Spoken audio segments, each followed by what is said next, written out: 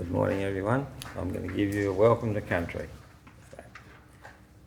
Wapma, Wanipata, Nai, Yukari, Patni, Hinamana, Nukunu, Wadapa. On behalf of the Nukunu people, we share with you the story of this country. The Nukunu have an ancient association with the Upper Spencer Gulf and a place today called Port Pirie, Tarpany. Our ancestors created this place and provided all we needed to live healthy, happy and strong. The land and the waters and the stories of their creation are the basis of our spiritual beliefs and culture. Port Pirie has always been an important ceremonial place for Aboriginal people, and we acknowledge the many Aboriginal and non-Aboriginal people that today call Port Pirie their home. And on behalf of the Nukunu people, I welcome you to country and hope that you respect and protect this country and walk in harmony with us. I would like to thank the organiser for inviting me to speak today, and from the Nukunu, I wish you much success for today and any future planned event. I thank you all for your time. Disclaimer, I'm not an academic. I'm speaking today based on my lived experience and my learnt experience. I've completed a Bachelor of Science in environmental management side of things, so I've gained knowledge and experience from that. I've grown up between Western culture, so our modern Australian culture, and the knowledge I've received from a Nukunu perspective, from a traditional knowledge point of view. So today I'll sort of convey some of that to you as best I can to give our perspective around Nukunu cultural flows, and particularly Baroota Pari, which means place of plenty. So when we look at landscapes, we look at it through our perspectives. So our perspectives are based on our experiences. So when you look from a Western point of view, perspectives are often shaped from the Western background of thinking, which is based on reason and based on a lot of deduction, which has come from essentially your classical times from Socrates onwards, where it's evolved into a scientific outlook on things. So the way it's looked at in a Western sense is very linear. So it's looked at in categories, it's examined, it's looked at through a point of reason, where the reason is also ground on not just scientific background, but also on the lived societal values based around science at that point of time. So when we look at Australia's settlement, and my background is part the first settlers in this area from a European point of view, and also part the traditional owners of the land, the Nukunu. So when we look at the first values that those groups arrived with in the first settlement, they're looking at the landscape through the point of view of that background of that Western thinking, where we say, okay, here is a piece of land, how do I approach it? Here is the water, how do I approach it? They're approaching it from a point where they're looking at it and they're looking at it through their lens and saying, what's my experience from where I've come from? How did I farm the land? How did I use the land? How did I approach it? In that sense, they're looking at things very much through a Western democratic point of view, which always comes through from reason to an individual point. So it's more individualistic thinking and based on their assessment of the landscape and how they should manage it to get an outcome. So those outcomes can be based on their values and their needs. So if you need to feed your family, you need to have an income, then you manage it in that perspective. From a First Nations Nukunu point of view, the landscape is looked at differently and water is looked at differently. It's looked at as an entity, as part of one thing. It's not necessarily a separate thing. It's looked at in a physical and spiritual sense.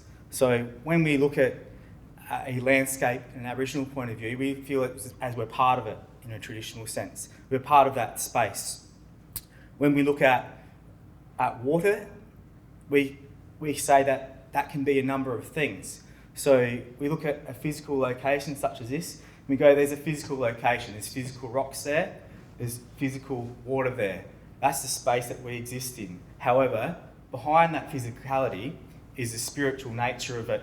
It's the dream time, the creation, all of those things. So when we look at water, we can say one of the key points of dreaming in this area for us, in the Baroota area, is Wapma, which means snake. So this area is created through the movement of that snake. That snake is not just a physical snake. It's a snake in the sense of that water is that snake. That snake can be in the sky, it can be rain, it can be physical flows of water shaping the landscape. And like a snake, you see a snake, it moves through the land, it leaves indentations. It can go under the land and it can move under the land, as does water. So when we're looking at it, we're looking at it through that point of view, that it's not just a physical location, but it has a spiritual nature to it, which is important. Also within those spaces, we have knowledge which is shared. So cultural knowledge of significance, and there's varying degrees of knowledge within our groups. So we'll have, over time, you'll be taught different things on country as you're at an appropriate age and as you're deemed suitable to be given those points of knowledge. This is the place where a lot of that knowledge was shared, a very important location. So not just being a place of plenty, but also a very culturally significant location. It's one of the places where in more modern times, our group is drawn back to. So over settlement, groups have been split up, some have been sent out to Point Pierce and things, people have gone off to work on stations, different locations, but there's always been a core group which has been left at Baroota in this vicinity. As such, Baroota Creek and the extensions and everything obviously drawing into it has a great cultural significance to Nukunu. So if we move on to the next slide, we can see here that pre the reservoir, we had extensive flows coming down that creek. So this is within living memory. I have uncles and aunties who would visit it and remember swimming in it and having extensive flows. So when we're looking at these spaces, we're looking at it through those values that we have, which are that it has cultural importance, so that when that water is flowing, it's culturally right. So we feel we are meeting our obligations when we're seeing that water's flowing. And that water's creating health to that country. So when we look at the country as a whole, we say the water starts, it comes from the sky, it comes down from the mountains, like Mount Remarkable, it flows into all the tributaries and it flows down all those creeks. It's giving everything life. So life, water is life. Water is giving life. Everything needs water for life. So if you look at the land like a whole entity and everything is connected, then you see those creeks and tributaries are like veins. They're like arteries. So what happens when you cut off a vein or an artery? You see that the limbs die, the land around it dies. So when we see flows being obstructed or diverted and not enough water getting through, that's how we see the landscape, that it is dying, it's unhealthy, and culturally that our objectives aren't being met. Also, from a Western scientific point of view, you can see as water flows through, it obviously triggers certain biological reactions, it triggers species to do certain things, and it enables the health of the whole length of that water from the point it's fallen down on that mountain to all the catchment where it's come out the ocean and creating chemical reactions when it hits the water. So when that water is not making it from start to finish, those things aren't taking place. So it's affecting the health of that country all the way along. We have, from our sort of traditional stories, we know that there's been different species which have existed in this area which rely on these types of flows which no longer exist. They've been either died off or been basically pushed to extinction. However, some of these can be reintroduced and we can gain them back, such as native oyster beds. However, for these things to happen, we're going to need things like those flows to be reintroduced. As an example of some of the work we've tried to do in the area, we planted around 500 trees in the Baroota Creek vicinity, just below the reservoir and along. You see the date there. And unfortunately, all of those trees died. So if we continue through, we can also look that, go to the next slide.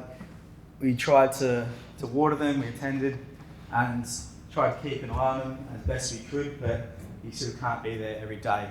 But the end story is that without flows, the creek will not be healthy and the species will not be healthy. So you can sort of make other efforts, but at the end of the day, that ecosystem, that natural state, is not there without some water coming through, and it doesn't matter what you do below it, the water's not there, that's not going to be healthy. So from my point of view, and from Nukunu point of view, we look at our cultural perspective of saying, well, how do we look at water? We need water from a cultural perspective, and then we look at it from the modern perspective of saying it can have a lot of other benefits also. So water licensing, where people here may be interested in those types of things, which comes into our native title determination. So through native title, we obviously have a formal recognition of landscape under in a legal sense, where it says this is a native title area.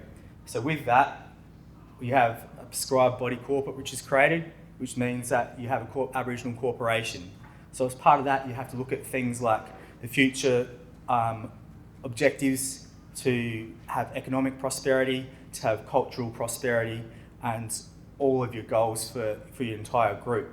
So that's where obviously water and landscapes is very important, and the interaction with the board, the interaction with all of the other community members in the area. Going forward, we need to work together and aim to achieve mutually beneficial goals.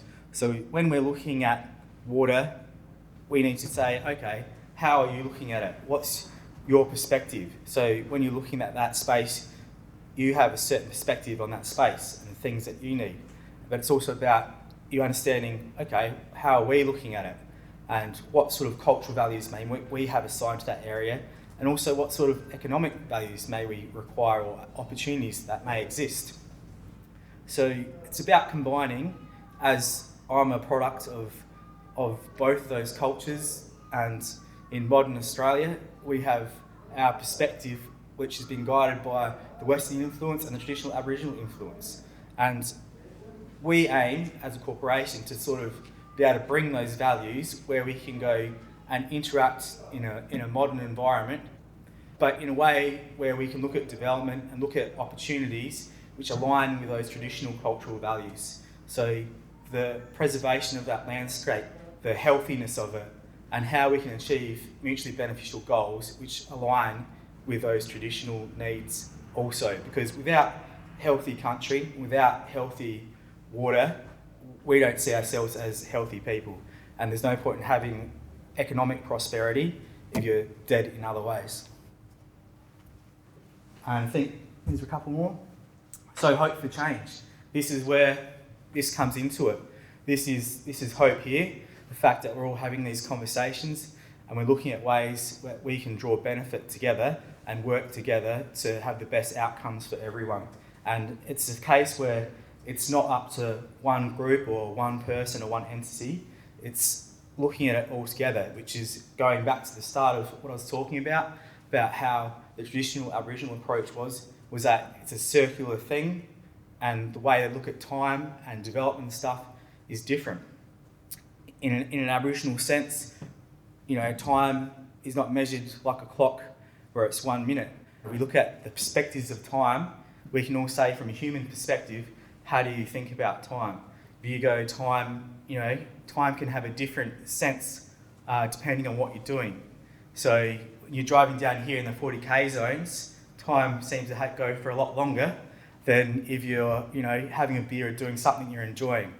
And likewise, with perspectives on the landscape, the traditional Nukunu looking at time and saying, well, this landscape's eternal and these things are eternal, and we need to keep these processes happening to enable that eternal health and the ongoing longevity of that landscape. So when we're looking at projects and these types of interactions, we go, we've got time to work these things out, and we've got time to come to the best outcome for everyone. But we have to always have those key points in mind of those values. And I think hopes for change, well, this is it. So it's in our hands. Thank you.